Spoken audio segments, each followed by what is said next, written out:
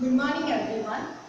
Today we are going to have a finance specialization class and the subject which I am going to teach is management of financial services. So today I am simply first of all going to explain what you all have in this subject. What are the various units and what are the aspects that we are going to study in each and every unit. So first I am going to explain about it and then I am going to move on to the first unit and I am going to explain the first topic of the first unit. So in the first unit of management of financial services, you all have the environment of financial market and services. Now the environment usually means the financial system within which the financial market and financial services exist. And then we have a brief overview of financial market and financial services. And then you all have the details about capital and money market and what are the various instruments which come under money market and capital market. So these are the things that you are going to study in the first unit of management of financial services. In the second unit you all have new issue market. Now new issue market here means whenever a company issues a security for the first time, it needs to be issued in the new issue market. So in this unit, I am going to explain about what are the various methods which are used for issuing securities for the first time and what are the various rules and regulations which come under new issue market. In the third unit, you all have leasing and hire purchase. In this unit, I am going to explain the accounting aspect of leasing and hire purchase and various other elements related to these two topics. In the fourth unit, you all have venture capital. Now, venture capital may be a new topic for you all because I don't think you have ever heard about this topic. So, venture capital here means that whenever there is a project which is new, which is innovative, and because of these reasons, the project is considered to be highly risky. And because of that, usual banks and financial institutions does not provide loan to these kind of projects. And for that purpose, venture capital provides loans to these kind of projects which are new, innovative and highly risky. So in this unit, I am going to explain what are the various aspects, what are the rules and regulations and how it operates. Clear? In the last unit, we have financial service. Financial service and the various institutions which provide financial service. Okay? Now these institutions, how they provide the service, what are the various functions and how they operate. I am going to explain about it in the last unit. So this is the detail about the things that you are going to study under the subject management of financial service. Now come to the first unit of MFS. That is the first unit. In the first unit, the first topic that you all have is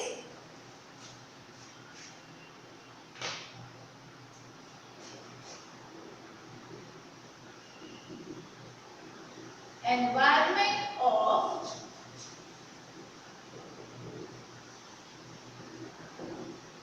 financial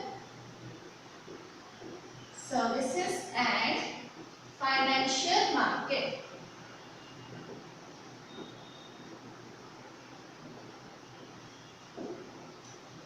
Now, when you hear the term environment, what does come to your mind?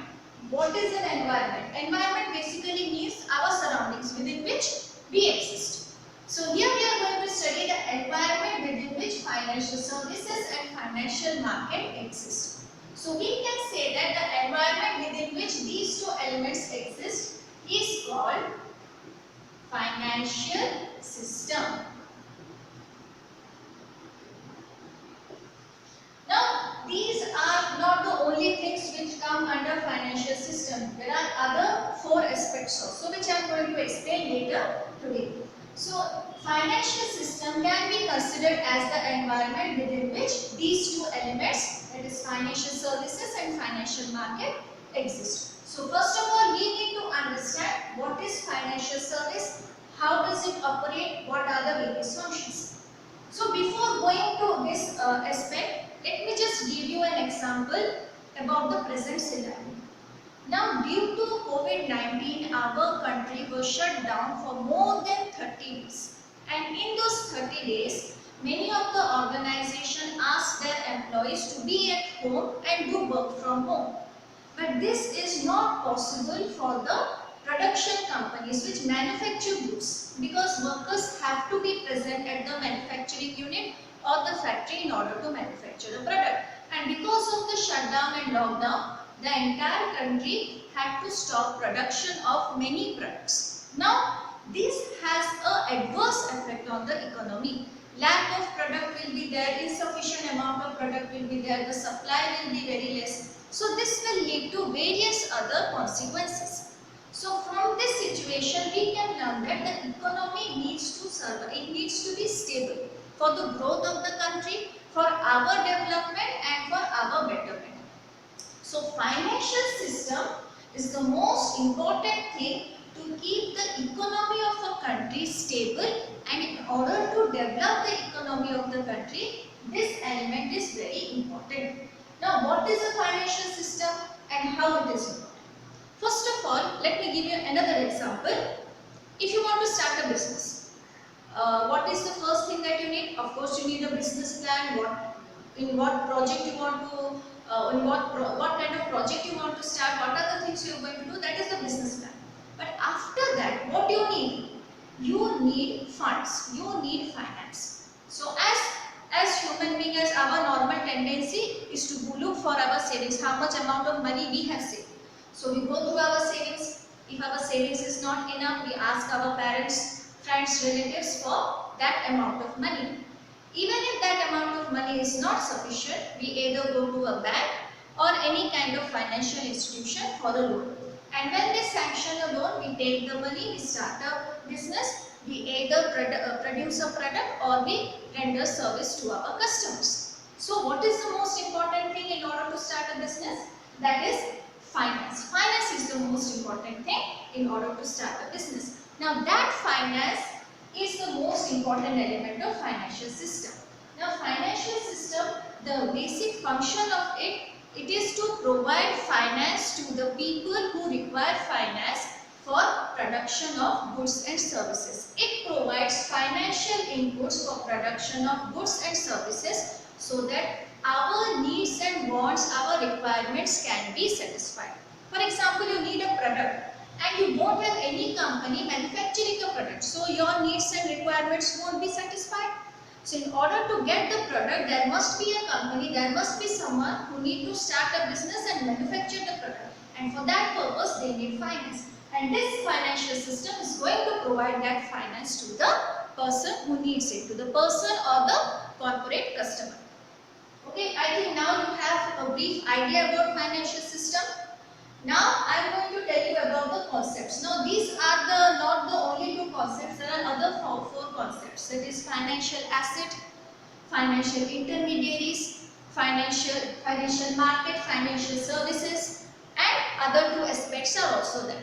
And before going to that, I am going to just explain the functions of financial system so that you will have a brief understanding about what is financial system and what does it do to the society.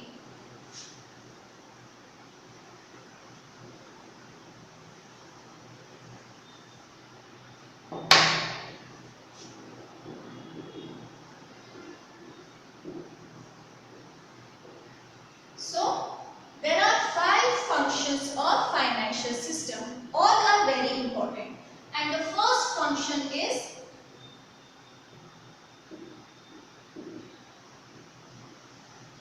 provision of liquidity. That is the first function of financial system. Okay. Now, provision of liquidity means providing liquidity. But what is liquidity? Liquidity here means money and monetary assets. So, the first function of financial system is to provide money and monetary assets to the individual customers as well as to the corporate customers. Now, in India, which organization has the authority of printing currency notes and issuing currency coins? The institution which has the authority is RBI. RBI has the sole authority, or we can say RBI has the monopoly over issuing of currency notes and currency coins. But we cannot issue currency notes whenever someone needs a loan. We need to circulate the money. If RBI decides to create money every time whenever they require a large amount of money, it will lead to a serious consequence, extremely dangerous consequence.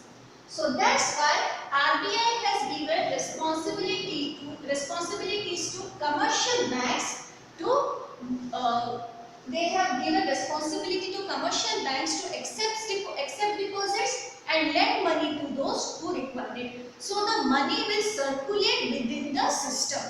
Those who have money, they will deposit in the bank, and those who want money, they will ask for loan and they will get loan from the bank.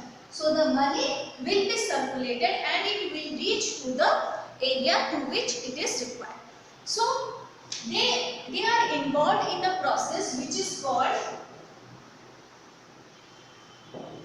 credit creation.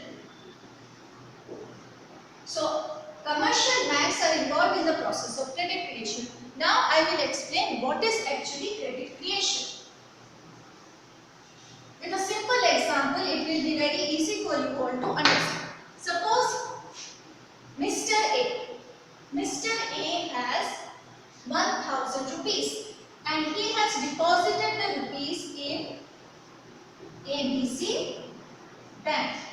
Now in order to make this example a little bit easier, we will assume that the reserve which ABC Bank is allowed to keep is only 10%. So out of 1000 rupees, ABC Bank will keep 100. And it also has 900 rupees which can be given as loan to someone who requires it. Now, for example, there is another person, Mr. B, who requires this 900 rupees. ABC Bank gave 900 rupees to Mr. B. Now, what Mr. B did? Mr. B deposited this money in XYZ Bank. Clear? ABC Bank accepted deposit of 1000 rupees, kept 10% as reserve and gave 900 rupees to Mr. B. Mr. B accepted the loan and deposited in the XYZ Bank. Now XYZ Bank will also do the same. Will keep 10% of the 900 rupees, that is 90 rupees, and again provide loan of 810 rupees whoever requires. So this is the process of credit creation. They accept deposit, they keep certain amount as reserve and lend money to those who require it. And this acts like a chain. It continues until and unless someone takes the money for the personal use out of the banking system, does not deposit in the bank, and during that time the chain is broken. So this is the process of credit creation. Clear? I think you all have understood what is the process of credit creation. So the first function here of financial system is provision of liquidity, providing money and monetary assets through commercial banks or any other financial institutions to for the creation of goods and services. Now let us move on to the second function of financial system. Second function of financial system is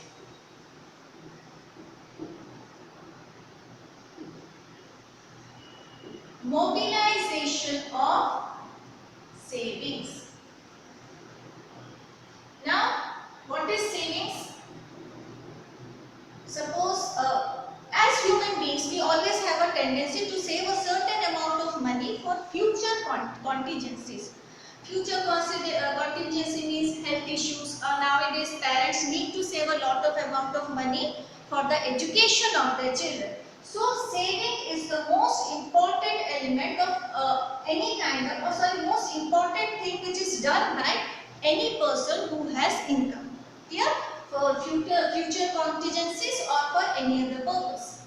Now, this saving, suppose you have an income of 50,000 rupees and after incurring all your expenses, only 15,000 rupees is left with you. Now, this 15,000, what will you do with the 15,000? Is it going to increase if you are going to keep this 15,000 with you at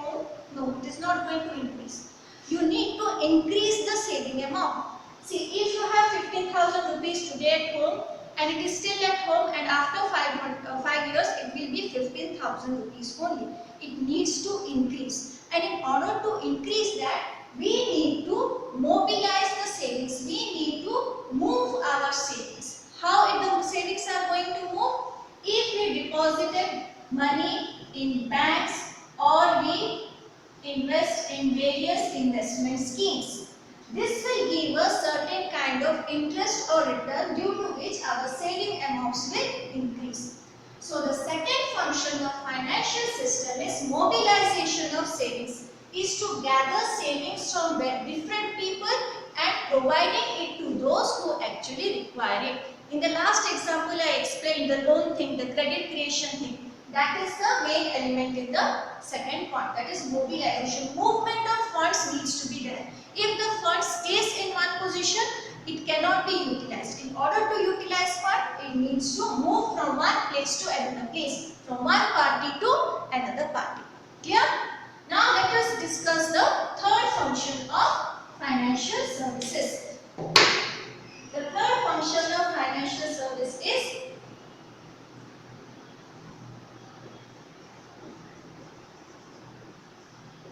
size transformation function.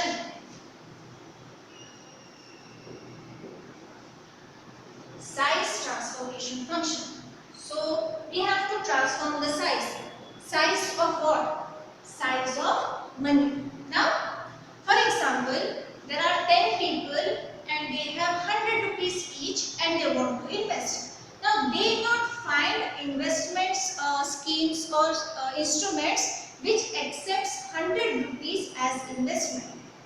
Okay, so here comes the financial system. Now you must have heard that commercial banks accepts deposits, lends money. Now it also involves that aspect. Size transformation means gathering the small amount of money which cannot be individually invested, creating a pool out of it and then investing it or giving it giving it as a loan whoever requires it. That is the size transformation, collecting small amount of money and creating a sizable amount so that that quantity can be given to someone who requires it. Suppose 50 people having 10 rupees each, so that is 500 rupees. So if a person is asking for 500 rupees of loan, after collecting the deposits of these 10 people, that 500 rupees can be given it as a loan to someone. So that is called size transformation. Collecting money, collecting deposits in small amount and giving it to those who require it in a sizable amount, in a large quantity. That is the third function of financial system. Now let us move on to the fourth function of financial system, that is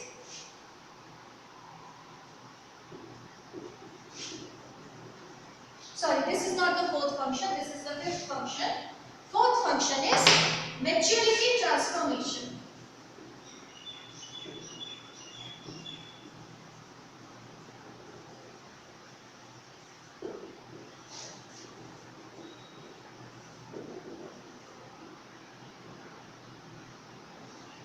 Maturity transformation function. Now maturity, what does maturity here means? For example, you have fixed deposit in a bank account. Now it has a maturity time period of 1 year, 2 year, 3 year, 4 year, 5 year or even 10 year. Now what does this maturity time period means? That after 10 years only you will be able to get back your money which you have deposited with the amount of interest given by the bank, whatever may be the rate. So that is the maturity. Now come to the maturity of the loans, means the time period within which a person has to repay the loan with the interest. So this is the maturity aspect of this transformation function. Now everyone does not require to have a same maturity. Everyone's preference is different. Someone wants to have a fixed deposit of 1 year.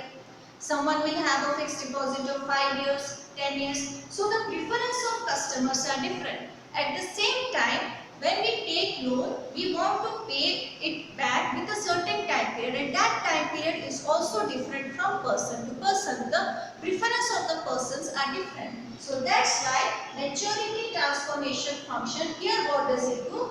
They accept deposit with different maturity time period, and also they lend money with different maturity time period, so that there will be a proper balance between the acceptance of deposit and lending of money. If every maturity date is kind of similar, like every loan and every deposit has 1 year, it will create a lot of problem. People will not prefer it, people will not be involved in the investment of money. So that's why variety of maturity time period is given by the financial system. Now let us move on to the fifth function, that is the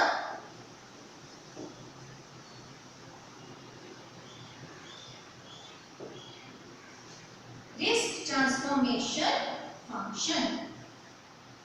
This is the last function of financial system, risk transformation system. So what is risk here?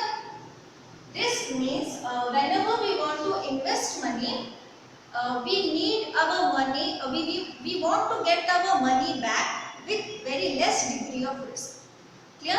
Take example of share market. Share market is very risky investment. We can invest money, but if the Sensex fall down, the market price of the share will also fall down. So it involves a high degree of risk. So every human being has a tendency of being risk averse. We want to avoid risk, at the same time we want return also. So that needs to be balanced. Being a person who has a job or who has a business, they want to avoid risk. They want to invest in such investment schemes which has less degree of risk, and maybe the interest is also risk, but they focus on less degree of risk. They don't want to lose the money because of involvement of high degree of risk. So here what certain institutions do, they gather the money from different investors and invest the monies in different units. So for example, like mutual funds, they invest the money in different units. If the performance of one unit is not that good, the return can be obtained from the other 4 units which are doing really well.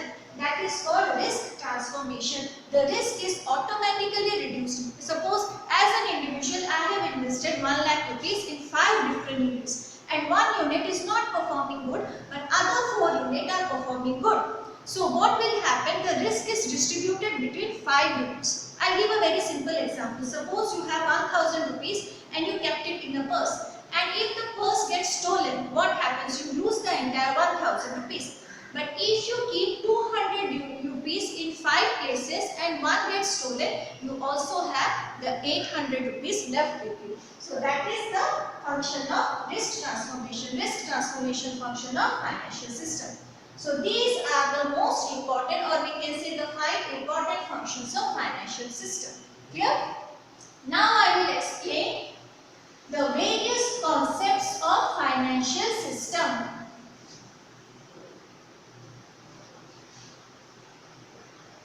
Okay, there are basically 6 concepts here. Now why these concepts are necessary?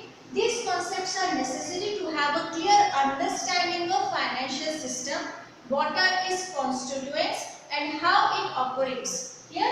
So the first financial concept is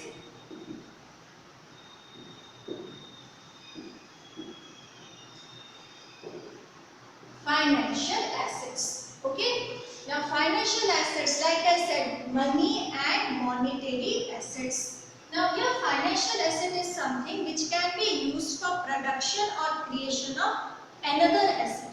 For example, you have purchased equity shares. Now you can also earn income after purchasing of equity share. But how? Either you can sell it in the secondary market and get money in the form of capital gain, or you can hold on to the equity share and get dividend from the company. So here we can say that the equity shares have the tendency of earning money in future. So here financial assets means it can be used for production or creation of financial assets in future. That is the basic meaning of financial assets. Clear?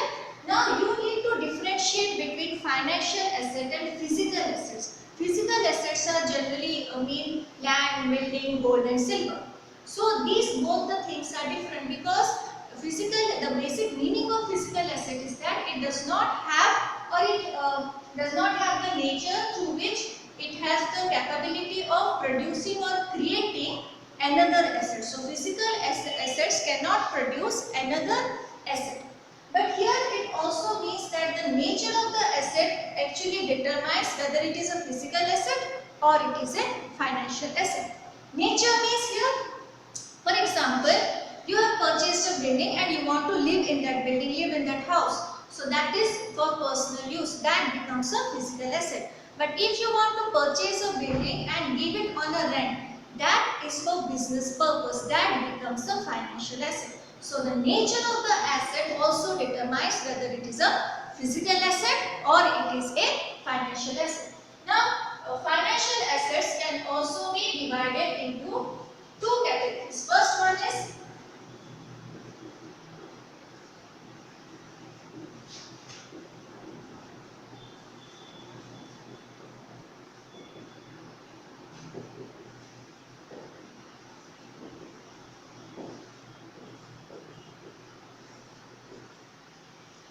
marketable and non-marketable assets. Now, marketable assets means which can be easily transferred from one person to another person. Like I gave the example of equity share. You have purchased equity share, you can sell it at any point of time. It will be in possession of somebody else. And it is a very easy process. So, marketable securities means, marketable assets means it can be easily transferred from one person to another. Non-marketable assets means it cannot be easily transferred from one person to another person. For example, your pension schemes or pension funds, provident funds, these are not easily transferred. So, the classification of financial asset is marketable and non-marketable. Marketable means can be easily transferred and non-marketable means cannot be easily transferred. Now, let us move on to the second concept of financial system.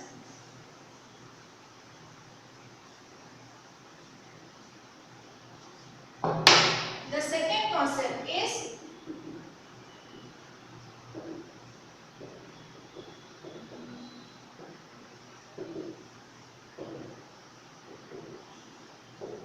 financial intermediaries. Now, financial intermediaries are those institutions which that is like I said, commercial banks. They accept deposit and lend monies. This includes all those intermediaries who provide funds to the people who need. It can be individual customers or it can be corporate customers. Now, these institutions accept deposit and lend money whoever requires it for business purpose or for any other purpose. Now, these financial intermediaries can be classified into two categories. First one is capital market intermediaries and money market intermediaries.